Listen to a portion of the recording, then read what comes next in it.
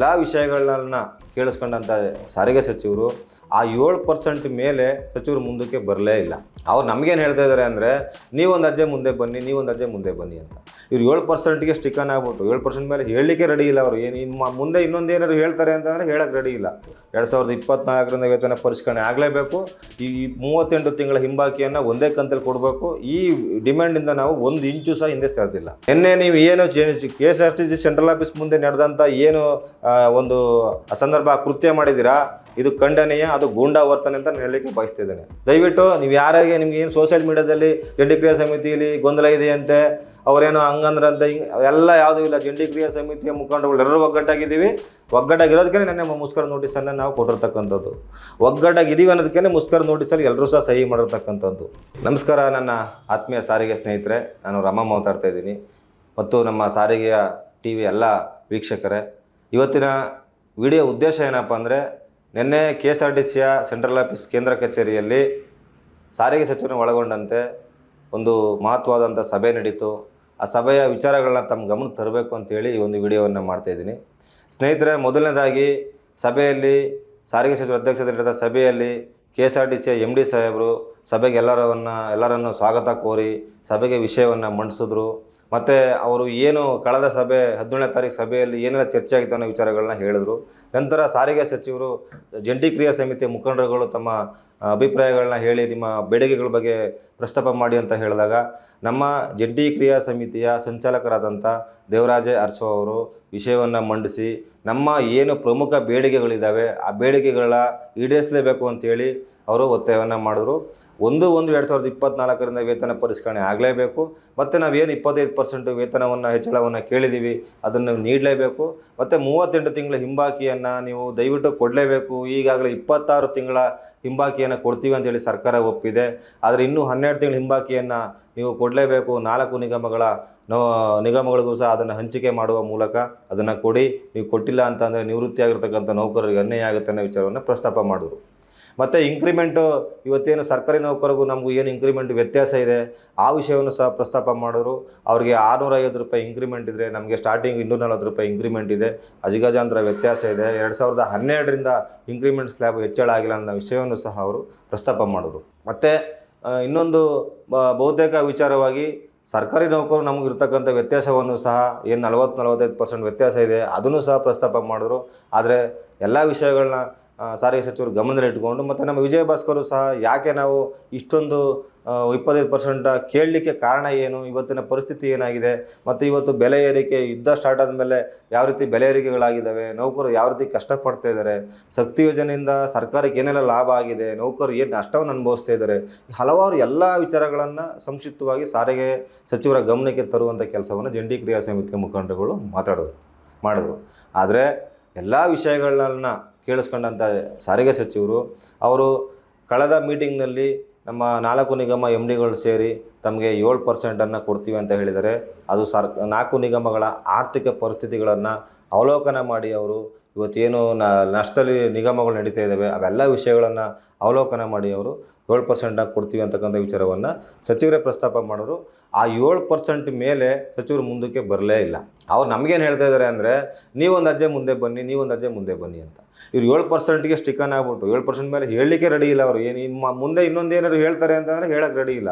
7%ಗೆ ಇವರು ಸ್ಟಿಕ್ಕನ್ ಆಗ್ಬಿಟ್ಟು ನೀವು ಮುಂದೆ ಬನ್ನಿ, ನಾವು ಯಾವ ರೀತಿ ಮುಂದೆ ಹೋಗಬೇಕು. ಹಾಗಾಗಿ ಜಂಟಿ ಕ್ರಿಯಾ ಸಮಿತಿಯ ಮುಖಂಡರುಗಳ ಇಟ್ಟಿರುವಂಥ ಬೇಡಿಕೆಗಳು 2024ರಿಂದ ವೇತನ ಪರಿಷ್ಕರಣೆ ಆಗಲೇಬೇಕು, ಈ 38 ತಿಂಗಳ ಹಿಂಬಾಕಿಯನ್ನು ಒಂದೇ ಕಂತಲ್ಲಿ ಕೊಡಬೇಕು. ಈ ಡಿಮ್ಯಾಂಡಿಂದ ನಾವು 1 ಇಂಚು ಸಹ ಹಿಂದೆ ಸರಿದಿಲ್ಲ. ಈ ವಿಚಾರವಾಗಿ ಮೊನ್ನೆ KSRTC ವ್ಯವಸ್ಥಾಪಕ ನಿರ್ದೇಶಕರು ಸಹ ಅದನ್ನೇ ಅವರು ಉಲ್ಲೇಖ ಮಾಡಿ ಮಾತಾಡೋರು. ನೀವು ಡೇ 1ಇಂದ ಬರೀ ಇದನ್ನೇ ಹೇಳ್ತಾ ಇದ್ದೀರಾ, ನೀವು ಮುಂದೆ ಒಂದು ಹೆಜ್ಜೆನೂ ಮುಂದೆ ಬರಲಿಲ್ಲ ಅಂತ. ಮುಂದೆ ಬರಲಿಕ್ಕೆ ಏನಿದೆ, ನೀವು ಈ ರೀತಿ 5 ಕೊಡ್ತೀವಿ 7 ಕೊಡ್ತೀವಿ ಅಂತಂದರೆ ನಾವು ಯಾವ ರೀತಿ ಮುಂದೆ ಬರಲಿಕ್ಕೆ ಸಾಧ್ಯ? ಮತ್ತು ಇವ್ರು ಯಾವಾಗ 5% 7% ಅಂತ ಹೇಳೋಕ್ಕೆ ಶುರುವಾದರು, ನೌಕರರ ಆಕ್ರೋಶ ಹೆಚ್ಚಾಗಿದೆ, ನಾಳೆ ದಿನ ನಾವು ಹೋರಾಟಕ್ಕೆ ಹೋದರೆ ಮುಷ್ಕರ ಆಗುತ್ತೆ, ಸರ್ಕಾರಕ್ಕೆ ತೊಂದರೆ ಆಗುತ್ತೆ, ಸಾರ್ವಜನಿಕರಿಗೆ ತೊಂದರೆ ಆಗುತ್ತೆ ಅನ್ನೋ ವಿಚಾರವನ್ನು ಸಹ ನಾವು ಹೇಳಿದ್ದೀವಿ. ಇಷ್ಟೆಲ್ಲ ವಿಷಯಗಳ ಹೊರಗಡೆ ವಾತಾವರಣ ಏನಿದೆ, ನೌಕರರು ಏನನ್ನ ಕೇಳ್ತಾ ಇದ್ದಾರೆ, ಇವತ್ತು ದಯವಿಟ್ಟು ಇನ್ನು ಯಾವುದೇ ಕಾರಣಕ್ಕೂ ನೀವು ಇನ್ನು ಮೀಟಿಂಗ್ ಕರಿಬೇಡಿ, ಇವತ್ತು ಇತ್ಯರ್ಥ ಆಗಬೇಕು ಅನ್ನೋ ವಿಚಾರವನ್ನು ಸಹ ಎಲ್ಲರೂ ಸಹ ವಿಶೇಷವಾಗಿ ಅವ್ರಿಗೆ ಮನವಿ ಮಾಡಿದ್ದೀವಿ. ಆದರೂ ಯಾವುದೂ ತೀರ್ಮಾನಕ್ಕೆ ಬರ್ತಾನೆ ಅವರು ನೀವು ಹೇಳಿದೆಲ್ಲ ಕೇಳಿಸ್ಕೊಂಡಿದ್ದೀನಿ, ಮತ್ತು ಇವರು ಆಡಳಿತ ಮಂಡಳಿಯನ್ನು ಕೇಳಿಸ್ಕೊಂಡಿದ್ದೀನಿ. 2 ವಿಚಾರ ತಗೊಂಡು ನಾನು CM ಹತ್ರ ಹೇಳ್ಬಿಟ್ಟು ಮುಖ್ಯಮಂತ್ರಿಗಳ ಗಮನಕ್ಕೆ ತಂದು ಆಮೇಲೆ ತಮಗೆ ತಿಳಿಸ್ತೀವಿ ಅಂತ ವಿಚಾರವನ್ನು ಹೇಳಿ ಸಾರಿಗೆ ಸಚಿವರು 7%ಗೆ ಸ್ಟಿಕ್ಕನ್ ಆಗಿ 7% ಮೇಲೆ ಅವರು ಏನು ಮಾತೇ ಆಡಲಿಲ್ಲ ಅವರು. ಮತ್ತು ಉಳಿದಂಥ ವಿಚಾರಗಳ ಬಗ್ಗೆ ಮಾತೇ ಆಡಲಿಲ್ಲ. ಇಲ್ಲ 1/4/25ಕ್ಕೆ ನಾವು ಫೈನಲ್ ಮಾಡಿಬಿಟ್ಟಿದ್ವಿ, ಸರ್ಕಾರ ಆದೇಶ ಮಾಡಿಬಿಟ್ಟಿದೆ, ಅದರ ಮೇಲೆ ಏನು ಬದಲಾವಣೆ ಮಾಡೋಕ್ಕಾಗಲ್ಲ ಅನ್ನೋ ವಿಷಯವನ್ನು ಸಹ ಅವ್ರು ಹೇಳಿದ್ರು. ಹಾಗಾಗಿ ನಮ್ಮ ಬೇಡಿಕೆಗಳ ಬಗ್ಗೆ ಎಲ್ಲೂ ಸಹ ಅವರು ಈಡೇರಿಸ್ತಾರೆ ಅನ್ನೋ ಒಂದು ಮನೋಭಾವನೆ ಎಲ್ಲೂ ಆ ಬೆಳವಣಿಗೆ ಎಲ್ಲೂ ಕಾಣದೇ ಇರೋದ್ರಿಂದ ನಾವು ನಮ್ಮ ಬೇಡಿಕೆಗಳನ್ನ ಬಿಗಿ ಪಟ್ಟಿಡಿದು ನಾವು ಆಚೆ ಬಂದಿದ್ದೀವಿ. ಇದು ವಾಸ್ತವಾಂಶ. ಆದರೆ ಆಚೆ ಬರ್ತಿದ್ದಂಗೆ ಒಂದು ಹೈ ಡ್ರಾಮಾ ಶುರುವಾಯ್ತು ಅಲ್ಲಿ. ಮೊದಲೇ ಇವರು ಪ್ರೀ ಪ್ಲಾನೆಡ್ ಆಗಿ ಜಂಟಿ ಕ್ರಿಯಾ ಸಮಿತಿಯ ಮುಖಂಡರುಗಳು ಆಚೆ ಬರ್ತಿದ್ದಂಗೆ ಅವ್ರನ್ನ ಟ್ಯಾಕಲ್ ಮಾಡಿ, ಅವ್ರನ್ನ ಎಳೆದಾಡಿ, ಅದನ್ನು ವಿಡಿಯೋ ಮಾಡಿ ಸಾಮಾಜಿಕ ಜಾಲತಾಣದಲ್ಲಿ ಹಾಕಿ ಜಂಟಿ ಕ್ರಿಯಾ ಸಮಿತಿಯ ಮುಖಂಡರ ಮೇಲೆ ಗೂಬೆ ಕೂರಿಸುವಂಥ ಕೆಲಸವನ್ನು ಕೆಲವರು ಗೂಂಡಾ ವರ್ತನೆ ಮಾಡಿ ಅಲ್ಲಿ. ಯಾಕೆಂದರೆ ಜಂಟಿ ಕ್ರಿಯಾ ಸಮಿತಿ ಮುಖಂಡರು ಆಚೆ ಬಂದು ಮಾಧ್ಯಮಕ್ಕೆ ಹೇಳಿಕೆ ಕೊಟ್ಟು ಹೊಡೋ ಸಂದರ್ಭದಲ್ಲಿ ಅವ್ರನ್ನ ಅಡ್ಡಗಟ್ಟಿ ಎಳೆದಾಡಿ ನೀವು ಇಲ್ಲಿ ನಿಂತ್ಕೊಳ್ಳಿ, ನಾವು ಒಂದಾಗನ ಬನ್ನಿ ಅಂತಕ್ಕಂಥ ಕೆಲವು ಅವಿವೇಕಿ ಮುಖಂಡರುಗಳು, ಅಯೋಗ್ಯರು ಮಾಡಿದಂಥ ಹೈ ಡ್ರಾಮಾ ಇವತ್ತು ಜಂಟಿ ಕ್ರಿಯಾ ಸಮಿತಿಗೆ ಮುಜುಗರವನ್ನು ತರುವಂಥ ಕೆಲಸವನ್ನು ಮಾಡಿದ್ದಾರೆ. ಅವರು ಯೋಚನೆ ಮಾಡಬೇಕು. ಒಂದಾಗನ ಬನ್ನಿ ಅನ್ನೋ ಮನೋಭಾವನೆ ಇರ್ತಕ್ಕಂಥವ್ರು ನಿನ್ನೆ ಮೊನ್ನೆಯಿಂದ ಏನು ಮಾಡ್ತಿದ್ರು ಇವರು? ನಿನ್ನೆ ಮೊನ್ನೆಯಿಂದ ಬಂದು ಜಂಟಿ ಕ್ರಿಯಾ ಸಮಿತಿ ಆಫೀಸಲ್ಲಿ ಕೂತ್ಕೊಂಡು, ಸರ್ ನಾವು ನಿಮ್ಮ ಬೇಡಿಕೆಗಳಿಗೆ ನಮಗೆ ಒಪ್ಪಿಗೆ ಇದೆ, ಎಲ್ಲ ಜೊತೆಲೋಗಿ ನಾವು ವಿಶ್ವಾಸವನ್ನು ಯಾಕೆ ಇವ್ರು ತಂದು ಹೇಳಲಿಲ್ಲ ಅವತ್ತು ನಿನ್ನೆ ಜಂಟಿ ಕ್ರಿಯಾ ಸಮಿತಿ ಆಫೀಸಿಗೆ ಬಂದು ರಸ್ತೆಯಲ್ಲಿ ನಿಂತ್ಕೊಬಿಟ್ಟು ಆದಿ ಬೀದಿಲೆಲ್ಲ ಎಳೆದಾಡ್ಬಿಟ್ಟು ಒಂದಾಗನ ಬನ್ನಿ ಅಂದರೆ ಅದು ಯಾವ ಒಂದು ಸಂಸ್ಕೃತಿ? ಅದು ನಿಮ್ಮ ಗುಂಡಾ ವರ್ತನೆ ಸಂಸ್ಕೃತಿ ತಾನೇ? ನಿನ್ನೆ ಯಾರ್ಯಾರು ಅಲ್ಲಿ ವರ್ತನೆಯನ್ನು ನಡೆಸಿದ್ರಿ ನೀವೆಲ್ಲ ಮುಖಂಡರಾಗಲಿಕ್ಕೆ ನಾಲಾಯಕ. ನೀವು ಒಂದಾಗನೇ ಬನ್ನಿ ಅಂತಕ್ಕಂಥ ಸಂದರ್ಭನ, ಸಮಯನ ಅದು ಸ್ಥಳನ ಅದು? ಇವ್ರಲ್ಲಿ ನಿಂತ್ಕೊಂಡು ಎಳೆದಾಡ್ಬಿಟ್ರೆ ಜಂಟಿ ಕ್ರಿಯಾ ಸಮಿತಿ ಮುಖಂಡರುಗಳನ್ನ ನೀವು ಎಳೆದಾಡ್ಬಿಟ್ರಲ್ಲ, ಏನು ಸಿಕ್ತು ನಿಮಗೆ? ಒಂದಾಗಬೇಕು ಅನ್ನೋ ಮನೋಭಾವನೆ ನಿಮ್ಗೆ ಇದ್ದಿದ್ರೆ ಒಂದು ಜಂಟಿ ಕ್ರಿಯಾ ಸಮಿತಿ ಆಫೀಸ್ ಒಳಗೆ ಕೂತ್ಕೊಂಡು ನಿಮ್ಮ ಅಧ್ಯಕ್ಷರು, ಏನು ನಮ್ಮ ಒಕ್ಕೂಟದ ಅಧ್ಯಕ್ಷರು ಇದ್ದಾರೆ, ಅವ್ರು ಕರ್ಕೊಂಡು ಬಂದು ಹಿಂಗೆಲ್ಲ ಇದೆ ಅಂತ ಮಾತಾಡಬೇಕಾಗಿತ್ತು. ನೀವು ಎಲ್ಲ ಒಗ್ಗಟ್ಟಾಗೋನೆ ಬನ್ನಿ ಅಂತ. ಅದನ್ನು ಬಿಟ್ಬಿಟ್ಟು ರೋಡಲ್ಲಿ ನಿಂತ್ಕೊಂಡು ಅವ್ರನ್ನ ಎಳ್ಳಾಡ್ಬಿಟ್ಟು ಅಡ್ಡಗಟ್ಟಿ ಅವ್ರಿಗೆ ತೊಂದರೆ ಕೊಟ್ಕೊಂಡು ಎಳ್ಳಾಡ್ಬಿಟ್ಟು ವೀಡಿಯೋ ಮಾಡಿ ಗ್ರೂಪ್ಗೆ ಹಾಕ್ಬಿಟ್ರೆ ಒಂದಾಗ್ದಂಗ? ನೀವು ನಿನ್ನೆ ಮಾಡಿದಂಥ ಈ ಕೃತ್ಯ ಇದೆಯಲ್ಲ, ಭಾರಿ ಖಂಡನೀಯ. ಇದು ಗೂಂಡಾ ವರ್ತನೆ. ಇದು ಕಾರ್ಮಿಕ ಮುಖಂಡರಾಗಿದ್ದು ಹೇಳಲಿಕ್ಕೆ ಕಾರ್ಮಿಕ ಮುಖಂಡರು ನಾವು ಅಂತ ಬೇರೆ ಹೇಳ್ಕೊಂಡು ತಿರುಗಾಡ್ತೀರ. ನಾಚಿಕೆ ಆಗ್ಬೇಕು ನಿಮ್ಗೆ ಎಲ್ಲರಿಗೂ. ಏನು ಸಿಕ್ತು ಎಳ್ದಾಡೋಲ್ಲ ನಿಮಗೆ? ಅದು ಒಂದಾಗೋ ರೀತಿನ? ಅದು ನೀವೇ ಒಂದು ನಿಮಿಷ ಯೋಚನೆ ಮಾಡಿ. ನಿಮ್ಮ ಉದ್ದೇಶ ಏನು? ಒಂದಾಗಬೇಕು, ನೌಕರು ನ್ಯಾಯ ಕೊಡಿಸ್ಬೇಕು ಅನ್ನೋದಲ್ಲ ನಿಮ್ಮ ಉದ್ದೇಶ. ಜಂಟಿ ಕ್ರಿಯಾ ಸಮಿತಿ ಮೇಲೆ ನೌಕರರಿಗೆ ಬೇರೆ ರೀತಿ ಮೇಲೆ ವಿಶ್ವಾಸ ಕಳ್ಕೋಬೇಕು, ಜಂಟಿ ಸಮಿತಿ ಮೇಲೆ ಗೂಬೆ ಕೂರಿಸ್ಬೇಕು ಅನ್ನೋ ಒಂದು ಉದ್ದೇಶದಿಂದ ನೀವು ಮಾಡಿದ್ದೇನೆ ಆ ಬೆಳವಣಿಗೆ. ನೀವು ಆಯಿತು, ನಾನು ನಿಮ್ಗೆ ಇನ್ನೊಂದು ಪ್ರಶ್ನೆ ಕೇಳ್ತೀನಿ. ನೆನ್ನೆ ಯಾರು ಅಲ್ಲಿ ಭಾಗವಹಿಸಿ ಒಂದು ನಾಟಕವನ್ನು ಶುರು ಮಾಡಿ ಅಲ್ಲಿ ಗೊಂದಲ ಸೃಷ್ಟಿ ಮಾಡಿದ್ರಿ? ನಿಮಗೆ 7 ಗಂಟೆಗೆ ನಾವು ಬರ್ತೀವಿ ಜಂಟಿ ಸಮಿತಿ ಆಫೀಸ್ಗೆ, ನಮ್ಮ ಮಧ್ಯಸ್ಥರು ಕರ್ಕೊಂಡು ಅಂತ ಹೇಳಿದ್ರೆ ನೀವು ಬಂದ್ರ? ನೀವು 7 ಗಂಟೆಗೆ 7 ಗಂಟೆಗೆ ಏನು ಹೇಳಿದ್ರೆ ಬನ್ನಿ ಆಫೀಸ್ಗೆ, ನಿಮ್ಮ ಒಕ್ಕೂಟದ ಅಧ್ಯಕ್ಷರನ್ನ ಕರ್ಕೊಂಡು ಬನ್ನಿ, ಎಲ್ಲ ಕುಂತು ಮಾಡೋಣ ಅಂತ ನಾವು ಹೇಳ್ಬಿಟ್ಟು ಬಂದ್ವಲ್ಲ ಜಂಟಿ ಸಮಿತಿಯವರು. ನೀವ್ಯಾಕೆ ಬರಲಿಲ್ಲ ಒಂದಾಗೋರು? ಯಾಕ್ರಿ ಬರಲಿಲ್ಲ ಒಂದಾಗೋರು ನೀವು? ನೆನ್ನೆ ಅಲ್ಲಿ ನಡೆದಂಥ ಬೆಳವಣಿಗೆ ಸೃಷ್ಟಿ ಮಾಡೋರಲ್ಲಪ್ಪ, ಅಲ್ಲಿ ಹೈ ಡ್ರಾಮಾ ಶುರು ಮಾಡೋರಲ್ಲ ನೀವೆಲ್ಲರೂ. ಮೈಸೂರು ವಿಶ್ವಣ್ಣ ಆಗಿರ್ಬೋದು, ಪರಮೇಶ್ವರ್ ಆಗಿರ್ಬೋದು, ಜಯರಾಮ್ ರಾಥೋಡ್ ಆಗಿರ್ಬೋದು, ಆಮೇಲೆ ಡಿಪೋ 21 BMTC ಡಿಪೋ ಸನ್ಮಾನ್ಯ ಶ್ರೀಧರ್ ಅವರು ಹೊಸದಾಗಿ ಪಾದಾರ್ಪಣೆ ಮಾಡಿದ್ದಾರೆ. ಅವರು ಹೊಸ ತಳಿಯವರು. ನೀವೆಲ್ಲ ಆಗಿರ್ಬೋದು. ನೀವೆಲ್ಲ ಹಿಡ್ಕೊಂಡು ಎಳೆದಾಡಿ ಅಲ್ಲಿ ಒಂದು ಗೊಂದಲ ಸೃಷ್ಟಿ ಮಾಡಿ ನೌಕರಿಗೆ ಇವತ್ತು ಜಂಟಿ ಸಮಿತಿ ಮೇಲೆ ಒಂದು ಕೆಟ್ಟ ಭಾವನೆ ಬರೋ ರೀತಿ ನೀವು ಬಿಂಬಿಸ್ತಾ ಇದ್ದೀರ ಸೋಷಿಯಲ್ ಮೀಡಿಯಾದಲ್ಲಿ. ಬರಬೇಕಾಯಿತು 7 ಗಂಟೆಗೆ ಹೇಳಿದ್ರಲ್ಲ, ನೀವು ಮಾತು ಕೊಟ್ಟಿರಲ್ಲ ಬರ್ತೀವಿ ನಾವು ಅಂತ. ಯಾಕೆ ಬರಲಿಲ್ಲ ನೀವು 7 ಗಂಟೆಗೆ? ನಿಮ್ಮ ಉದ್ದೇಶ ಏನು? ನಿಮಗೆ ಸಮಸ್ಯೆ ಬಗೆಹರಿಬಾರ್ದು, ಸಮಸ್ಯೆ ಜೀವಂತವಾಗಿರಬೇಕು, ಜಂಟಿ ಸಮಿತಿ ಮೇಲೆ ಗೂಬೆ ಕೂರಿಸ್ಬೇಕು. ಯಾಕೆ ನಿಮ್ಮ ಅಸ್ತಿತ್ವ ಇಲ್ಲ ಅಲ್ಲಿ? ಹೋರಾಟ ಮಾಡೋ ಮನೋಭಾವನೆ ಇಲ್ಲ ನಿಮಗೆ. ಹೋರಾಟ ಮಾಡೋ ಮನೋಭಾವನೆ ಇದ್ದಿದ್ರೆ 2-3 ವರ್ಷದಿಂದ ನೀವು ಏನು ಪ್ರಣಾಳಿಕೆ ಸಮಾನ ವೇತನ ಅಂತ ಹೇಳ್ತೀವಿ, ಅದ್ರ ಮೇಲೆ ಯಾಕೆ ನೀವು ಹೋರಾಟಕ್ಕೆ ಹೋಗ್ತಾ ಇಲ್ಲ? ಯಾಕೆ ಮುಷ್ಕರ ನೋಟಿಸ್ ಕೊಟ್ಟಿಲ್ಲ ನೀವು ಒಕ್ಕೂಟದವರು? ಒಕ್ಕೂಟದಲ್ಲಿ ಹಿರಿಯ ಮುಖಂಡರುಗಳೆಲ್ಲರೂ ಇದ್ದೀರಿ. ಯಾಕೆ ನಾನು ನಿಮ್ಮನ್ನು ಪ್ರಶ್ನೆ ಮಾಡ್ತಾ ಇದ್ದೀನಿ, ಇಲ್ಲಿವರೆಗೂ ಯಾಕೆ ನೀವು ಇವತ್ತಿನವರು ಸರ್ಕಾರದ ವಿರುದ್ಧವಾಗಿ ಮುಷ್ಕರ ನೋಟಿಸ್ ಕೊಟ್ಟಿಲ್ಲ? ನೀವು ಮುಷ್ಕರ ನೋಟಿಸ್ ಕೊಡಿ, ಹೋರಾಟ ಮಾಡಿ. ಯಾರು ಬೇಡ ಅಂದವ್ರು ನಿಮಗೆ? ಯಾರೇ ಹೋರಾಟ ಮಾಡಿದ್ರೆ ನಾವು ಸ್ವಾಗತ ಮಾಡ್ತೀವಿ ಅದನ್ನು. ಇವತ್ತು ಏನೆಲ್ಲ ಬೆಳವಣಿಗೆ ಆಗಿದೆ. ಮೊನ್ನೆ ಮುಖ್ಯಮಂತ್ರಿಗಳು ಮೊದಲನೇ ಮೀಟಿಂಗಲ್ಲಿ ನಿಮ್ಗೇನು ಕೊಡ್ಲಿಕ್ಕೆ ಬರಲ್ಲ 2027 ಬರೋಗಿ ಅಂತ ಹೇಳಿದ್ರು. ನೀವೇನು ಮಾಡಿದ್ರಿ? ಎಲ್ಲಿ ಹೋರಾಟ ಮಾಡಿದ್ರಿ? ನಮ್ಮ ಗಾಂಧಿ ತತ್ವ ಅಂತ ಹೇಳಿದ್ರಿ. ಇವತ್ತು ಜಂಟಿ ಕ್ರಿಯಾ ಸಮಿತಿ ಹಲವಾರು ರೀತಿಯ ಹೋರಾಟಗಳನ್ನ ಮಾಡಿ, ಮುಷ್ಕರವನ್ನು ಮಾಡಿ ಇವತ್ತು ಇಷ್ಟೆಲ್ಲ ಬೆಳವಣಿಗೆ ಕಾರಣ ಆಗಿದ್ದಾರೆ. ಅದು ಜಂಟಿ ಸಮಿತಿ ಕ್ರಿಯಾ ಸಮಿತಿ ಮಾಡಿರ್ತಕ್ಕಂಥ ಒಂದು ಹೋರಾಟದ ಒಂದು ಇದು ದಾರಿ. ಈ ಕೊನೆಗೆ ನೆನ್ನೆಲ್ಲೂ ಸಹ ನಾವು ಮುಷ್ಕರ ನೋಟಿಸನ್ನು ನೀಡಿದ್ದೀವಿ. ಯಾಕೆಂದರೆ ನೌಕರರಿಗೆ ದೊಡ್ಡ ರೀತಿಯಲ್ಲಿ ಅನ್ಯಾಯ ಆಗ್ತಾ ಇದೆ. 7%, 4%, 5% ಇದೇನು ಕೇಳಿಸ್ಕೊಳ್ಳೋಕ್ಕೂ ನಮಗೊಂಥರ ಅಸಹ್ಯ ಅನಿಸ್ತಾ ಇದೆ. ಇಂಥ ಸಂದರ್ಭದಲ್ಲಿ ಈ ಸರ್ಕಾರ 7ರ ಮೇಲೆ ಏರಲಿಕ್ಕೆ ರೆಡಿ ಇಲ್ಲ. ಇಂಥ ಸಂದರ್ಭದಲ್ಲಿ ನಿಮ್ಮ ಪ್ರಣಾಳಿಕೆ ಬಗ್ಗೆ ಮಾತಾಡಿದಾರಾ? ಇಲ್ಲ ಸರಿಸಮಾನ ವೇತನ ಬಗ್ಗೆ ಮಾತಾಡಿದಾರಾ? ಯಾಕಿದು ನಿಮ್ಮ ತಲೆಗೆ ಹೋಗ್ತಾ ಇಲ್ಲ?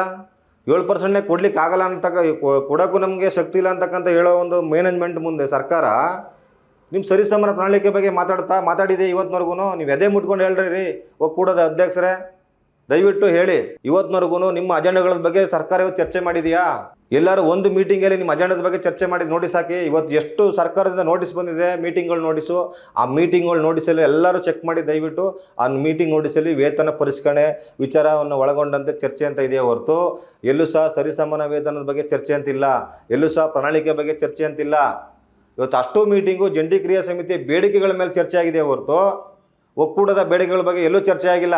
ಸಾಕ್ಷಿ ಏನಪ್ಪ ಅಂದರೆ ಇವತ್ತಿನವರೆಗೂ ಜಂಟಿ ಮೀಟಿಂಗ್ಗಳು ನೋಟಿಸ್ ಇದೆ, ಸೋಷಿಯಲ್ ಮೀಡಿಯಾದಲ್ಲಿ ಹರಿದಾಡ್ತಿದ್ದಲ್ಲ ಮೀಟಿಂಗ್ ನೋಟಿಸ್ಗಳಿದ್ದಾವಲ್ಲ, ಅಷ್ಟು ಮೀಟಿಂಗ್ ನೋಟಿಸ್ ತೆಗೆದು ನೋಡಿ. ಕಾರ್ಮಿಕ ಸಂಘಟನೆಗಳ ವೇತನ ಪರಿಷ್ಕರಣೆಯ ಬಗ್ಗೆ ಬೇಡಿಕೆಗಳ ಬಗ್ಗೆ ಚರ್ಚೆ ಅಂತಿರೋದು. ಎಲ್ಲೂ ಸಹ ಸಮಾನ ವೇತನ ಈ ಪ್ರಣಾಳಿಕೆ ಆಳು ಮೂಳು ಎಲ್ಲೂ ಸಹ ಹೇಳಿಲ್ಲ ಅವರು. ಇವತ್ತಿನವರೆಗೂ ಚರ್ಚೆನೇ ಆಗಿಲ್ಲ. ಮತ್ತು ಸರ್ಕಾರ ಭಾಳ ಸ್ಪಷ್ಟವಾಗಿ ಅಧಿವೇಶನದಲ್ಲಿ ಹೇಳಿದೆ. ಮಂಡ್ಯ MLA ಅವರು ಕೇಳಿದ ಪ್ರಶ್ನೆಗೆ ಸಚಿವರು ಉತ್ತರ ಕೊಟ್ಟಿದ್ದಾರೆ, ಸಾರಿಗೆ ಸಚಿವರು, ನಮ್ಮ ಮುಂದೆ ಯಾವುದೇ ಸರಿಸಮಾನ ವೇತನದ ಪ್ರಸ್ತಾವನೆ ಇಲ್ಲ ಅಂತ. ಇಷ್ಟೆಲ್ಲ ಸತ್ಯ ನಿಮಗೆ ಗೊತ್ತಿದ್ರು ಸಹ ಯಾಕೆ ಈ ನಾಟಕ ಶುರು ಮಾಡ್ತಾಯಿದ್ದೀರಿ? ಈಗ ನೌಕರಿಗೆ ದಾರಿ ತಪ್ಪಿಸೋದು ಯಾಕೆ ಮಾಡ್ತಾಯಿದ್ದೀರಾ? ಅಂದರೆ ನಿಮ್ಮ ಅಸ್ತಿತ್ವದ ಪ್ರಶ್ನೆ, ಉಳಿವಿನ ಪ್ರಶ್ನೆ. ನಿಮ್ಮ ವೈಯಕ್ತಿಕ ಲಾಭಕ್ಕೋಸ್ಕರ ಜಂಟಿ ಕ್ರಿಯಾ ಸಮಿತಿ ಮೇಲೆ ಗೂಬೆ ಕೂರಿಸಿ, ಜಂಟಿ ಕ್ರಿಯಾ ಸಮಿತಿ ಮೇಲೆ ನೌಕರಿಗೆ ಆಕ್ರೋಶ ಬರುವಂತೆ ಮಾಡಿ ನಿಮ್ಮ ವೈಯಕ್ತಿಕ ಲಾಭವನ್ನು ಪಡ್ಕೊಳ್ಳಿಕ್ಕೆ ನೀವು ಮಾಡ್ತಿರ್ತಕ್ಕಂಥ ನಾಟಕ ಇದು. ನಿನ್ನೆ ಒಂದು ನಿಮಿಷ ನೀವು ಆತ್ಮಸಾಕ್ಷಿಯನ್ನು ಮುಟ್ಟು ನೋಡ್ಕೊಂಡು ಮಾತಾಡ್ರಿ ರೀ. ನಿನ್ನೆ ಅಲ್ಲಿ ಯಾರು ಭಾಗವಹಿಸಿ ಇವತ್ತಲ್ಲಿ ನಿನ್ನೆ ಹೈಡ್ರಾಮಾ ಮಾಡಿದ್ರಿ ನೀವು, ನಾವು ಮಾಡಿ ಸರಿಯಾ ಅಂತ. ಈ ವಯಸ್ಸಲ್ಲಿ ಹಿರಿಯರಿದ್ದೀರಿ, ಏನು ಮಾತಾಡ್ತೀರೋ ದೊಡ್ಡ ವೇದಾಂತವನ್ನು ಹೇಳ್ತೀರ ಬಾಯಲ್ಲಿ ನೀವು. ಏನು ನಡೀತು, ಏನು ಮಾಡಿರೋ ಅಂದ್ರೆ ಒಂದು ನಿಮಿಷ ಅವಲೋಕನ ಮಾಡ್ಕೊಳ್ಳಿ ನೀವು. ಅದು ರೋಡಲ್ಲಿ ನಿಂತ್ಕೊಂಡು ಬೀದಿಲಿ ನಿಂತ್ಕೊಂಡು ಎಳೆದಾಡ್ಬಿಟ್ರೆ ಅದು ಒಂದಾಗೋ ರೀತಿ ಏನು ರೀ ಅದು? ಅದಕ್ಕೊಂದು ಒಂದು ದಾರಿ ಇಲ್ವಾ? ಅದಕ್ಕೊಂದು ಇದಿಲ್ವಾ? ಏನು ನಿಮ್ಗೇನು ಜವಾಬ್ದಾರಿ ಇಲ್ವಾ? ಬನ್ನಿ ಜಂಟಿ ಕ್ರಿಯಾ ಸಮಿತಿ ಆಫೀಸಿಗೆ ಕೂತ್ಕೊಂಡು ಬಂದು ಮಾತಾಡಿ. ಈಗ ನಾವು ಮುಷ್ಕರ ಕರೆ ಕೊಟ್ಟಿದ್ದೀವಿ, ಬಂದು ಎಲ್ಲ ಬೆಂಬಲ ಕೊಡಿ, ಹೇಳಿ. ಈಗ ಘೋಷಣೆ ಮಾಡಿ, ಪ್ರೆಸ್ ಮೀಟ್ ಕರೀರಿ, ಪ್ರೆಸ್ ಮೀಟ್ ಕರೆದು ಹೇಳ್ರಿ, ನಾವು ಜಂಟಿ ಕ್ರಿಯಾ ಸಮಿತಿಯ ಹೋರಾಟಕ್ಕೆ ಬೆಂಬಲ ಕೊಡ್ತಾ ಇದ್ದೀವಿ ಅಂತ ಹೇಳಿ ನೋಡೋಣ. ಈಗ ಯಾಕೆ ಹೇಳ್ತಾಯಿಲ್ಲ ನೀವು? ನಿನ್ನೆ ನಿಮ್ಮ ಒಕ್ಕೂಟದ ಅಧ್ಯಕ್ಷರು ರಾತ್ರಿ ವಿಡಿಯೋ ಮಾಡಿದರೆ ಮೀಟಿಂಗ್ ಮುಗಿಸ್ಕೊಂಡು ಬಂದು, ನಾವು ಉಗ್ರ ಹೋರಾಟಕ್ಕೆ ಹೋಗ್ತಾ ಇದ್ದೀವಿ ಅಂತ, ನಮ್ಮ ಬೇಡಿಕೆಗಳಿಗೆ ನಾವು ಬದ್ಧವಾಗಿದ್ದೀವಿ, ಉಗ್ರ ಹೋರಾಟಕ್ಕೆ ಹೋಗ್ತಾ ಇದ್ದೀವಿ ಅಂತ. ನೀವೊಂದು 4-5 ಜನ ಕೂಟದ ಮುಖಂಡರುಗಳು ಜಂಟಿ ಕ್ರಿಯಾ ಸಮಿತಿಯವರು ಒಂದಾಗ್ತಲ್ಲ ಅಂತ ಹೇಳ್ತಿದ್ರು. ನಿಮ್ಮಲ್ಲೇ 2 ಬಣ ಇಟ್ಕೊಂಡು ನೀವೇ ಅಲ್ಲಿ 2 ಹೊಡೆದು 2 ಓಳಾಗಿದ್ದೀರ ನೀವು ಕೂಟದಲ್ಲಿ. ಚಂದ್ರು ಅವ್ರದ್ದೇ ಒಂದು ಬಣ, CD ವಿಶ್ವನಾಥ್ ಅವ್ರದ್ದೇ ಒಂದು ಬಣ ಆಗಿದೆ ಅಲ್ಲಿ. ನಿಮ್ಮಲ್ಲೇ 2 ಬಣ ಇಟ್ಕೊಂಡು ಇನ್ನೊಬ್ಬರು ಬುದ್ಧಿ ಹೇಳಕ್ಕೆ ಬರ್ತೀರಾ. ನಿನ್ನೆ ನೀವು ಏನು KSRTC ಸೆಂಟ್ರಲ್ ಆಫೀಸ್ ಮುಂದೆ ನಡೆದಂಥ ಏನು ಒಂದು ಸಂದರ್ಭ ಕೃತ್ಯ ಮಾಡಿದ್ದೀರಾ, ಇದು ಖಂಡನೀಯ, ಅದು ಗೂಂಡಾ ವರ್ತನೆ ಅಂತ ನಾನು ಹೇಳಲಿಕ್ಕೆ ಬಯಸ್ತಿದ್ದೇನೆ. ಮತ್ತು ಇನ್ನೊಂದು, ಕೂಟದ ಅಧ್ಯಕ್ಷರು ಇದು ಭಾಳ ಸ್ಪಷ್ಟೀಕರಣ ಕೊಡಬೇಕು. ಯಾಕೆಂದರೆ ನೀವು ವಿಡಿಯೋದಲ್ಲೂ ಹೇಳಿದ್ದೀರಾ ತೆಲಂಗಾಣದ ಮಾದರಿಯಲ್ಲಿ ಕೊಡಿ ಅಂತ ನಾವು ಸಚಿವರನ್ನ ಕೇಳೋದು ಅಂತ. ಮತ್ತು ಮೊದಲೇ ತೆಲಂಗಾಣದಲ್ಲಿ ಏನು ಅವತ್ತು ನಡೀತು ಆ ವಿಚಾರವನ್ನು ಅವತ್ತೇ ವಿಡಿಯೋ ಮಾಡಿ ತೆಲಂಗಾಣದಲ್ಲಿ ಸಾರಿಗೆ ನೌಕರರು, ಅಲ್ಲಿಯ RTC ನೌಕರರು ವಿಲನ್ ಆಗಿಬಿಟ್ಟಿದ್ದಾರೆ ಅಂತ ಹೇಳಿ, ಸರ್ಕಾರದೊಳಗೆ ವಿಲನ್ ಆಗಿದ್ದಾರೆ ಅಂತ ಹೇಳ್ತಾ ಇದ್ದೀರಾ. ನಾನು ಅವತ್ತೇ ವಿಡಿಯೋ ಮಾಡ್ತಿದ್ದೆ. ಯಾಕೆಂದರೆ ಮಾಹಿತಿ ತಿಳ್ಕೊಳ್ದೇ ವಿಡಿಯೋ ಮಾಡೋಕ್ಕೆ ಹೋಗಬಾರ್ದು, ನೌಕರಿಗೆ ತಪ್ಪು ಸಂದೇಶಗಳನ್ನ ಕೊಡಬಾರ್ದು. ನಾವು ಜಂಟಿ ಕ್ರಿಯಾ ಸಮಿತಿಯ ಮುಖಂಡರುಗಳು ಅಲ್ಲಿ ತೆಲಂಗಾಣದ RTC ನೌಕರರ ಮುಖಂಡರುಗಳಿಗೆ ದೂರವಾಣಿ ಕರೆ ಮಾಡಿ ನಾವು ಸಂಪೂರ್ಣವಾದ ಮಾಹಿತಿನ ತಗೊಂಡಿದ್ದೀವಿ. ಅಲ್ಲಿ ಸ್ನೇಹಿತರೆ, ತೆಲಂಗಾಣದ ವಿಚಾರವಾಗಿ ಭಾಳ ಸ್ಪಷ್ಟವಾಗಿ ಸತ್ಯವನ್ನು ಹೇಳ್ತಿದ್ದೀನಿ, ದಯವಿಟ್ಟು ಕೇಳಿಸ್ಕೊಳ್ಳಿ. ಏನಾಗಿದೆ ಅಲ್ಲಿ ಅಂದರೆ 2021ರಿಂದ ಅವರಿಗೆ ವೇತನ ಪರಿಷ್ಕರಣೆ ಆಗಬೇಕಾಗಿತ್ತು. ಅಲ್ಲಿ ವೇತನ ಪರಿಷ್ಕರಣೆ ಆಗಿಲ್ಲ, ಇವತ್ತಿನವರೆಗೂ ಆಗಿರಲಿಲ್ಲ. ಮತ್ತು ಅವರು ನಮ್ಮನ್ನು ಸರ್ಕಾರದ ಜೊತೆ ವಿಲನ ಮಾಡ್ಕೊಳ್ಳಿ ಅನ್ನೋ ವಿಚಾರವನ್ನು ಬೇಡಿಕೆಯನ್ನು ಇಟ್ಟಿದ್ದರು. ಆ ವಿಷಯವಾಗಿ ಯಾವಾಗ ಇಷ್ಟು ದಿನಗಳಾದ್ರೂ ನೌಕರರಿಗೆ ಸಂಬಳ ಹೆಚ್ಚಳ ಆಗಲಿಲ್ಲ, ಮತ್ತು ಅಲ್ಲಿ ಕಿರುಕುಳಗಳು ಹೆಚ್ಚಾಯಿತು, ದೌರ್ಜನ್ಯಗಳು ಜಾಸ್ತಿ ಆಯಿತು, ಈ ಒಂದು ಎಲ್ಲ ವಿಷಯಗಳು ಇಟ್ಕೊಂಡಾಗೆ ಅಲ್ಲಿ ಒಂದು ದೊಡ್ಡ ಮಟ್ಟದ ಹೋರಾಟ ಶುರುವಾಯಿತು, ಸ್ಫೋಟ ಆಯಿತು. ಅದರಲ್ಲಿ ಪಾಪ ಒಬ್ಬ ಚಾಲಕರು ಪೆಟ್ರೋಲ್ ಒಯ್ಕೊಂಡು ಆತ್ಮಹತ್ಯೆಯನ್ನು ಮಾಡಿಕೊಂಡ್ರು, ತೀರೋದ್ರು. ಆ ಹೋರಾಟಕ್ಕೆ ಮಣಿದು ಸರ್ಕಾರ ಮೊನ್ನೆ ಅವ್ರಿಗೆ ಏನು ಮಾಡಿದೆ ಅನ್ನೋದನ್ನು ಸ್ಪಷ್ಟವಾಗಿ ಹೇಳ್ತೀನಿ, ಕೇಳಿಸ್ಕೊಳ್ಳಿ. ಮೊದಲನೇದಾಗಿ ಅವರ ಬೇಡಿಕೆ, ಮೊದಲನೇದು ನಮ್ಮನ್ನು ಸರ್ಕಾರದ ಜೊತೆ ವಿಲನ ಮಾಡ್ಕೊಳ್ಳಿ ಅಂತ ಅವ್ರ ಬೇಡಿಕೆ. ಆ ಬೇಡಿಕೆಗೆ ಸರ್ಕಾರ ಏನು ಹೇಳಿದೆ ಅಲ್ಲಿ ಅಂದರೆ, ನಾವು ವಿಲನ ಮಾಡ್ಕೋಬೇಕು ಅಂದರೆ ಒಂದು ಕಮಿಟಿ ಮಾಡ್ತೀವಿ, 4 IAS ಅಧಿಕಾರಿಗಳು ಒಳಗೊಂಡಂತೆ ಒಂದು ಕಮಿಟಿ ಮಾಡ್ತೀವಿ.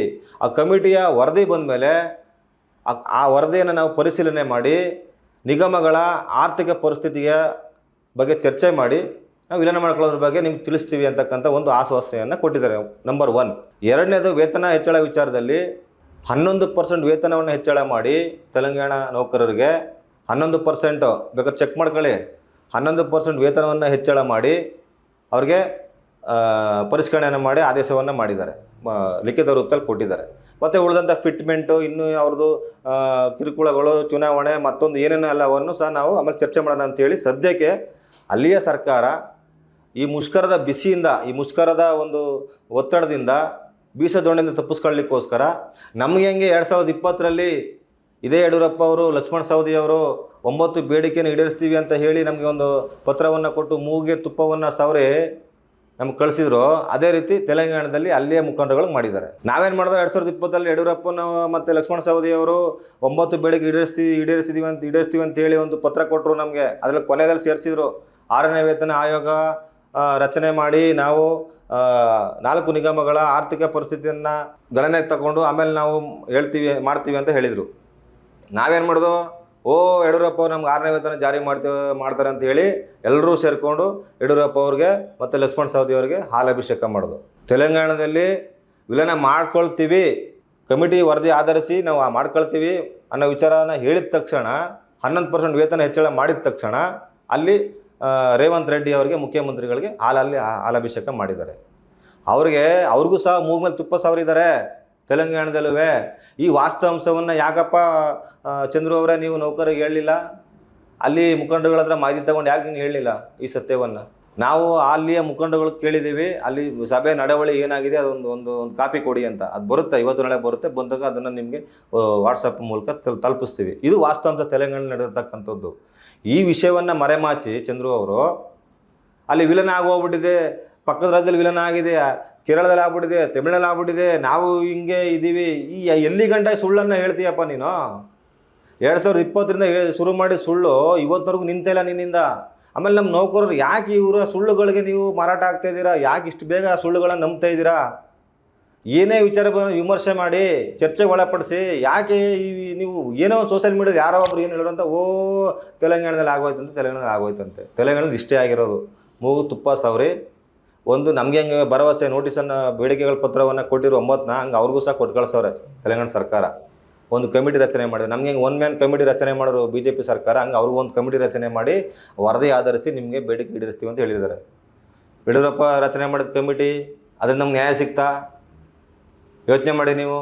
1 ಮ್ಯಾನ್ ಕಮಿಟಿ, ಶ್ರೀನಿವಾಸ್ ಕಮಿಟಿ ವರದಿ ಕೊಟ್ಟರು ಸರ್ಕಾರಕ್ಕೆ, ಕಾರ್ಮಿಕರ ವಿರುದ್ಧವಾಗಿ ಕೊಟ್ಟಿದ್ದಾರೆ.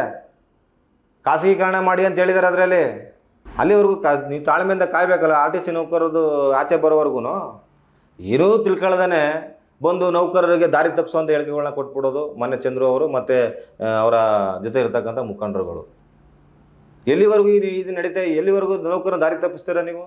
ಯಾಕೆ ಇದ್ರಿಂದ ಏನು ಸಿಗ್ತಾಯಿದೆ ಹೇಳಿ? ಹೋಲಿ ನಿಮ್ಗೆ ಇದನ್ನು ಏನು ಸಿಗ್ತಾಯಿದೆ? ಸತ್ಯ ಹೇಳೋಕ್ಕೇನು ಕಷ್ಟ ನಿಮಗೆ? ಸತ್ಯ ಹೇಳ್ಬಿಟ್ರೆ ನಿಮ್ಮ ಅಸ್ತಿತ್ವ ಮುಗ್ದೋಗುತ್ತೆ ಅಂತನಾ? ಸತ್ಯ ಹೇಳ್ರಿ, ನೌಕರರು ಕೊನೆಯವರು ಕೈ ಹಿಡಿತಾರೆ. ಸುಳ್ಳು ಹೇಳಕ್ಕೆ ಹೋಗ್ಬೇಡಿ. ನಿಮ್ಮ ಸುಳ್ಳೇ ಇವತ್ತು ನಿಮ್ಗೆ ಇವತ್ತೇನು ಈ ಹೋರಾಟಕ್ಕೆ ಹಿನ್ನಡೆ ಆಗ್ತಾಯಿದೆ ಅದಕ್ಕೆಲ್ಲ ನಿಮ್ಮ ಸುಳ್ಳೇ ಕಾರಣ. ಪಾದಯಾತ್ರೆ ಮಾಡ್ಕೊಂಡು ಬಂದ್ರಲ್ಲಪ್ಪ, ಎಷ್ಟು ಸಾವಿರ ಜನ ಸೇರಿದ್ರು ನಿಮ್ಮ ಜೊತೆ? 99% ನಮ್ಮ ಜೊತೆ ಇದ್ದಾರೆ ಅಂತ ಬಿಂಬಿಸ್ಕೊಂಡು ಸೋಷಿಯಲ್ ಮೀಡಿಯಾದಲ್ಲಿ ಓದಿ PhD ಮಾಡಿದಾರಲ್ಲಪ್ಪ ನಿಮ್ಮ ಪಟಲಮ್ದಿರೋ. ಸೋಷಿಯಲ್ ಮೀಡಿಯಾದಲ್ಲಿ ಭಾರಿ ಆ್ಯಕ್ಟಿವ್ ಆಗಿ ಬೇರೆ ಬೇರೆ ಥರ ಚಿತ್ರ ವಿಚಿತ್ರ ಎಲ್ಲವನ್ನು ಥರ ಮಾಡಿ ಕಟಿಂಗ್ ಮಾಡಿ ಹಾಕ್ತಾರಲ್ಲ, ಅವ್ರನ್ನ ಕರೆದು ಹೋರಾಟಕ್ಕೆ ಬಳಸ್ಕೊಂಡು ಎಷ್ಟು ಜನ 1000 ಜನ ಸೇರಿದ್ರು ಅನ್ನೋದ್ರ ಬಗ್ಗೆ ಅವಲೋಕನೆ ಮಾಡಬೇಕಲ್ಲ ನೀವು. ಹೈಕೋರ್ಟ್ ಆದೇಶ ಇದೆ, ಒಂದೇ ದಿನ ಮುಷ್ಕರ ಧರಣಿ ಸತ್ಯಾಗ್ರಹ ಮಾಡಲಿಕ್ಕೆ ಫ್ರೀಡಮ್ ಪಾರ್ಕಲ್ಲಿ ಯಾರೇ ಮಾಡಿದ್ರು ಒಂದೇ ದಿನ. ಹೈಕೋರ್ಟ್ ಡೈರೆಕ್ಷನ್, ಅದನ್ನು ಹೈಕೋರ್ಟ್ ಯಾವುದೇ ಕಾರಣಕ್ಕೂ ಉಲ್ಲಂಘನೆ ಮಾಡಲ್ಲ. ನಿನಗೆ ಕೊಟ್ಟಿರೋದೇ ಒಂದು ದಿನ ಪರ್ಮಿಷನ್ನು, ನೀನು ಅದನ್ನು ಬೇರೆ ಥರ ಬಿಂಬಿಸ್ತಾ ಇದೀಯಾ. ಹೀಗೆ ನೆನ್ನೆ ವೀಡಿಯೋದಲ್ಲಿ ಹೇಳಿದೆ ಒಂದಿನ ಮಾತ್ರ ಮಾಡ್ತಾಯಿದ್ದೀನಿ ಅಂತ. ಆ ಸತ್ಯ ಅವತ್ತೇ ಹೇಳ್ಬೇಕು, ಡೇ 1ಇಂದನೇ. ಅವತ್ತೇ ಪೊಲೀಸರು ಹೇಳಿರಲ್ಲ, ಬಾರಪ್ಪ ಒಂದಿನ ಕೂತ್ಕೊಂಡು ಮಾಡ್ಬಿಟ್ಟು ಹೋಗು ನೀನು ಅಂತ. ಯಾಕೆ ಇವೆಲ್ಲ ಈ ಡ್ರಾಮಾ? ಯಾರಿಗೂ ಅನಿರ್ದಿಷ್ಟವಾಗಿ ಕೊಡ್ಲಿಕ್ಕೆ ಸಾಧ್ಯನೇ ಇಲ್ಲ, ಕೊಡಲ್ಲ. ಹೈಕೋರ್ಟ್ ಆದೇಶವನ್ನು ಪೊಲೀಸರು ಉಲ್ಲಂಘನೆ ಮಾಡ್ತಾರಾ? ಪೊಲೀಸರ ಮೇಲೆ ಗೂಬೆ ಕೂರಿಸುವಂಥ ಕೆಲಸವನ್ನು ಮಾಡ್ತಾಯಿದ್ದೀವಿ. ನಿನಗೆ ಗೊತ್ತಿದೆ ಸತ್ಯ, ಒಂದಿನ ಮೇಲೆ ಯಾರು ಕೊಡಲ್ಲ ಅಂತ ಗೊತ್ತಿರುವೆ. ನಾವು ಹೈಕೋರ್ಟಿಂದ ತಂದ್ರೆ ಆರ್ಡರ್ ಕಾಪಿ ಹಾಕಪ್ಪ ಗ್ರೂಪ್ಗೆ. ಹೈಕೋರ್ಟಿಂದ ಆದೇಶ ಮಾಡಿಸ್ಕೊ ಬಂದಿದೆಯಲ್ಲ, ಹಾಕು. ನೀವು ಅವ್ರಿಗೆ ಹೋರಾಟ ಮಾಡಲಿಕ್ಕೆ ಅವಕಾಶ ಮಾಡಿಕೊಡಿ ಅಂತ ಅಲ್ಲಿ ಹೇಳಿರ್ತಕ್ಕಂಥದ್ದು. ನೀನು ಅದನ್ನು ನೌಕರಿಗೆ ಬೇರೆ ರೀತಿ ಹೇಳಿ ದಾರಿ ತಪ್ಪಿಸ್ತಾ ಇದೀಯ. ಯಾಕ್ರಿ ಇವೆಲ್ಲ ಮಾಡ್ತಾಯಿದ್ದೀರ ರೀ? ಸತ್ಯ ಹೇಳ್ರಿ ನೌಕರರಿಗೆ. ಸತ್ಯ ಹೇಳಿದ್ರೆ ಕೊನೆವರೆಗೂ ನಿಮ್ಮ ಕೈ ಹಿಡಿತಾರೆ ರೀ. ಸತ್ಯ ಹೇಳಿ. ಮತ್ತು ದಯವಿಟ್ಟು ಈಗ ನಾವು ಜಂಟಿ ಕ್ರಿಯಾ ಸಮಿತಿಯವರು ಕೊನೆಯದಾಗಿ ಮುಷ್ಕರಕ್ಕೆ ಕರೆಯನ್ನು ಕೊಟ್ಟಿದ್ದೀವಿ. ಆತ್ಮೀಯ ಸಾರಿಗೆ ನೌಕರರೇ, ಮುಷ್ಕರಕ್ಕೆ ಕರೆ ಕೊಟ್ಟಿರ್ತಕ್ಕಂಥದ್ದು ತಮಗೆಲ್ಲರೂ ಸಹ ಗೊತ್ತಿರತಕ್ಕಂಥ ವಿಚಾರ. ಯಾಕೆಂದರೆ ನಮಗೆ ಅನಿವಾರ್ಯ, ಬೇರೆ ದಾರಿ ಇಲ್ಲ. ಆಮೇಲೆ ಇನ್ನೊಂದು ಆ ಮುಷ್ಕರವನ್ನು ನೀವು ಎಷ್ಟು ಬೆಂಬಲಿಸ್ತೀರ ಅನ್ನೋದ್ರ ಮೇಲೆ ಹೋರಾಟ ನಿಲ್ಲುತ್ತೆ. ಇದು ನಿಮ್ಮ ತಲೆಯಲ್ಲಿರಲಿ. ಈ ಸರ್ಕಾರ ಈಗಾಗಲೇ 7% ಅಂತ ಹೇಳಿದೆ, ಮತ್ತು 26 ತಿಂಗಳು ಅರಿಯರ್ಸು ಅಂತ ಹೇಳಿದೆ. ಅದ್ರ ಮೇಲೆ ನಮ್ಮದು ಬದಲಾವಣೆ ಇಲ್ಲ ಅಂತ ಹೇಳಿದ್ದಾರೆ. ಮತ್ತು 1/4/25 ಅಂತ ಹೇಳಿದ್ದಾರೆ. ಇದರಿಂದ ತುಂಬ ಆರ್ಥಿಕವಾದ ನಷ್ಟವನ್ನು ನಾವು ಅನುಭವಿಸ್ತೀವಿ. ಅದನ್ನು ವಿವರಣೆ ಮಾಡಲಿಕ್ಕೆ ಸಮಯ ಇಲ್ಲ. ನೆಕ್ಸ್ಟ್ ವೀಡಿಯೋದಲ್ಲಿ ಹೇಳ್ತೀನಿ ಎಷ್ಟು ಲಾಸ್ ಆಗುತ್ತೆ ಏನಾಗುತ್ತೆ ಅಂತಕ್ಕಂಥದ್ದು. ಮತ್ತು 4 ವರ್ಷಕ್ಕೊಮ್ಮೆ ಇರ್ತಕ್ಕಂಥ ವೇತನ ಪದ್ಧತಿ ಏನು ಅವಲಿಂದ ಮಾಡ್ಕೊಂಡು ಬಂದಿದ್ದಾರೆ 1979ರಿಂದ ಆ ಪದ್ಧತಿ ಇವತ್ತು ಕೊಂಡಿ ಕಳಿಸ್ಕೊಳ್ಳುತ್ತೆ. ಅದರಿಂದ ಎಷ್ಟು ನಷ್ಟ ಆಗುತ್ತೆ ಅನ್ನೋದ್ರ ಬಗ್ಗೆನೂ ನಾನು ವಿಶ್ಲೇಷಣೆ ಆಮೇಲೆ ಮಾಡ್ತೀನಿ. ಹಾಗಾಗಿ ಇವೆಲ್ಲವನ್ನು ಮನಸ್ಸಲ್ಲಿಟ್ಕೊಳ್ಳಿ, ಸುಳ್ಳನ್ನು ಜಾಸ್ತಿ ನಂಬಕ್ಕೆ ಹೋಗಬೇಡಿ. ನಾನು ನಿಮಗೆ ಸುಳ್ಳು ಹೇಳೋದ್ರಿಂದ ನನಗೇನು ಲಾಭ ಇಲ್ಲ. ಸುಳ್ಳು ಹೇಳೋದು ದೊಡ್ಡ ವಿಚಾರ ಅಲ್ಲ. ಈಗ ಏನಾದ್ರು ಹೇಳ್ಬೋದಾಯ್ತು ನಾನು ನಿಮಗೆ, ನನಗಂದ್ರೆ ಅವಶ್ಯಕತೆ ಇಲ್ಲ. ನಾನು ಮಾತಾಡೋರ ಮಾತು ಮೇಲೆ ನಾನು ಬದ್ಧನಾಗಿರ್ತೀನಿ. ಇವತ್ತು ಬದ್ಧನಾಗಿರ್ತೀನಿ, ನಾಳೆಗೂ ಬದ್ಧನಾಗಿರ್ತೀನಿ. ಯಾಕೆ ನಾನು ಸುಳ್ಳು ಹೇಳೋಕ್ಕೆ ಹೋಗಲ್ಲ, ಇರೋ ವಾಸ್ತವಾಂಶ ಹೇಳಿದ್ದೀನಿ. ಹಾಗಾಗಿ ಸ್ನೇಹಿತರೆ, ನಿನ್ನೆ ನಡೆದಂಥ ಏನು ಹೈಡ್ರಾಮಾ ಸೆಂಟ್ರಲ್ ಆಫೀಸ್ ಮುಂದೆ ಅದು ನಿಜವಾಗ್ಲೂ ಖಂಡನೀಯ. ಅದನ್ನು ನಾನು ಖಂಡಿಸ್ತಾ ಇದ್ದೀನಿ. ದಯವಿಟ್ಟು ಅದು ಜಂಟಿ ಕ್ರಿಯಾ ಸಮಿತಿಯ ಮುಖಂಡರುಗಳಿಗೆ ಮಾಡಿದಂಥ ಅವಮಾನ, ಇದನ್ನು ನಾವು ಸಹಿಸಲ್ಲ. ಅದಕ್ಕೆ ತಕ್ಕ ಉತ್ತರವನ್ನು ಮುಂದಿನ ದಿನಗಳಲ್ಲಿ ನಾವು ಕೊಡ್ತೀವಿ. ಮತ್ತು ಜಂಟಿ ಕ್ರಿಯಾ ಸಮಿತಿಯ ಮುಖಂಡರುಗಳು ಎಲ್ಲ ಒಗ್ಗಟ್ಟಾಗೇ ಇದ್ದೀವಿ. ಎಲ್ಲೂ ಸಹ ಯಾರೂ ಸಹ ಒಗ್ಗಟ್ಟನ್ನು ಮಾಡ್ತಾಯಿದ್ದೀವಿ. ಯಾರೂ ಸಹ ನಮ್ಮಲ್ಲಿ ಏನು ಗೊಂದಲ ಇಲ್ಲ. ದಯವಿಟ್ಟು ನೀವು ಯಾರಿಗೆ ನಿಮ್ಗೆ ಏನು ಸೋಷಿಯಲ್ ಮೀಡ್ಯಾದಲ್ಲಿ ಜಂಟಿ ಕ್ರಿಯಾ ಸಮಿತಿಯಲ್ಲಿ ಗೊಂದಲ ಇದೆಯಂತೆ, ಅವರೇನೋ ಹಂಗಂದ್ರಂತ ಹಿಂಗೆ, ಅವೆಲ್ಲ ಯಾವುದೂ ಇಲ್ಲ. ಜಂಟಿ ಕ್ರಿಯಾ ಸಮಿತಿಯ ಮುಖಂಡರುಗಳು ಎಲ್ಲರೂ ಒಗ್ಗಟ್ಟಾಗಿದ್ದೀವಿ. ಒಗ್ಗಟ್ಟಾಗಿರೋದಕ್ಕೆ ನನ್ನ ಮುಷ್ಕರ ನೋಟಿಸನ್ನು ನಾವು ಕೊಟ್ಟಿರ್ತಕ್ಕಂಥದ್ದು. ಒಗ್ಗಟ್ಟಾಗಿದ್ದೀವಿ ಅನ್ನೋದಕ್ಕೆ ಮುಷ್ಕರ ನೋಟಿಸಲ್ಲಿ ಎಲ್ಲರೂ ಸಹ ಸಹಿ ಮಾಡಿರ್ತಕ್ಕಂಥದ್ದು. ಕೆಲವು ಕಿಡಿಗೇಡಿಗಳು, ನೆನೆ ನಡೆದಂಥ ಹೈಡ್ರಾಮದ ಉಸ್ತುವಾರಿಗಳು, ಸೋಷಿಯಲ್ ಮೀಡಿಯಾ ವಾಟ್ಸಪ್ ವೀರರು ಶೂರರು ಜಂಟಿ ಕ್ರಿಯಾ ಸಮಿತಿ ಮೇಲೆ ಗೂಬೆ ಕೂರಿಸಿ ಈ ಹೋರಾಟವನ್ನು ಹತ್ತಿಕ್ಕಿ ನೌಕರರ ಬಾಯಿಗೆ ಶಾಶ್ವತವಾಗಿ ಸಿಗುವಂಥ ಏನೋ ಒಂದು ಸಿಗುವಂಥದ್ದನ್ನು ಸಹ ಮಣ್ಣಾಕುವಂಥ ಕೆಲಸವನ್ನು ಮಾಡ್ತಾಯಿದ್ದಾರೆ. ಹಾಗಾಗಿ ಯಾರು ಸಹ ತಾಳ್ಮೆಯನ್ನು ಕಳ್ಕೊಳ್ಳೋಕೆ ಹೋಗಬೇಡಿ. ಸೋಷಿಯಲ್ ಮೀಡಿಯಾದಲ್ಲಿ ಬರ್ತಕ್ಕಂಥದ್ದನ್ನ ಯಾರು ಸಹ ಸಂಪೂರ್ಣ ನಂಬಕ್ಕೆ ಹೋಗಬೇಡಿ. ಅದನ್ನು ವಿಮರ್ಶೆ ಮಾಡಿ, ಚರ್ಚೆ ಮಾಡಿ, ಯಾವ ಸತ್ಯ ಯಾವ ಸುಳ್ಳು ಅಂತ ತಿಳ್ಕೊಳ್ಳಿ. ದಯವಿಟ್ಟು ಜಂಟಿ ಕ್ರಿಯಾ ಸಮಿತಿಯ ಮುಂದಿನ ಹೋರಾಟಗಳ ಬಗ್ಗೆ ಈಗ ಆಲ್ರೆಡಿ ಮುಷ್ಕರ ಕರೆಯನ್ನು ನೀಡಿದ್ದೀವಿ. ನಾವು ಸಹ ನಿಮ್ಮನ್ನು ಮುಂದಿನ ದಿನಗಳಲ್ಲಿ ಡಿಪೋಗಳ ಹತ್ರ ಬರ್ತೀವಿ. ಏನೆಲ್ಲ ಆಗಿದೆ, ಏನೆಲ್ಲ ಆಗ್ತಾಯಿದೆ, ಯಾಕೆ ಏನಕ್ಕೋಸ್ಕರ ಹೋರಾಟಕ್ಕೆ ಹೋಗಬೇಕಾಗಿದೆ ಅನ್ನೋ ವಿಷಯವನ್ನು ನಾವು ನಿಮಗೆ ಮುಂದಿನ ದಿನಗಳಲ್ಲಿ ಬಿಡಿಸಿ ಹೇಳ್ತೀವಿ. ಹಾಗಾಗಿ ಎಲ್ಲರೂ ಸಹ ಜಂಟಿ ಕ್ರಿಯಾ ಸಮಿತಿಯನ್ನು ಬೆಂಬಲಿಸಬೇಕು. ಜಂಟಿ ಕ್ರಿಯಾ ಸಮಿತಿ ನಿಮಗೋಸ್ಕರ ನಾವು ಇನ್ನೊಂದು ತೀರ್ಮಾನ ತಗೊಂಡಿದ್ದೀವಿ, ಕೊನೆದಾಗ ತಿಳ್ಕೊಳ್ಳಿ ಜಂಟಿ ಕ್ರಿಯಾ ಸಮಿತಿ ಮುಖಂಡರುಗಳು. ನೀವು ಹೇಳ್ಬೋದು PLA ಹಾಕ್ಬಿಡ್ತಾರೆ, ಮುಷ್ಕರ ನೋಟಿಸ್ ಕೊಟ್ಟಿದ್ರೆ ಮುಷ್ಕರಗಳು PLA ಹಾಕ್ಬಿಡ್ತಾರೆ, ಅದು ಇದು ಮಾಡ್ತಾರೆ ಅಂತ. ಈ ಸಲ ಯಾವ PILಗೂ ಎದುರಲ್ಲ, ಯಾವ ಎಸ್ಮಗೂ ಎದುರಲ್ಲ, ಏನಕ್ಕೂ ಎದುರಲ್ಲ. ನಮ್ಮನ್ನು ಬಂತು ಜೈಲ್ಗೆ ಹಾಕಿದ್ರು ಸಹ ನಾವು ಜೈಲ್ಗೆ ಹೋಗಿ ರೆಡಿ ಇದ್ದೀವಿ.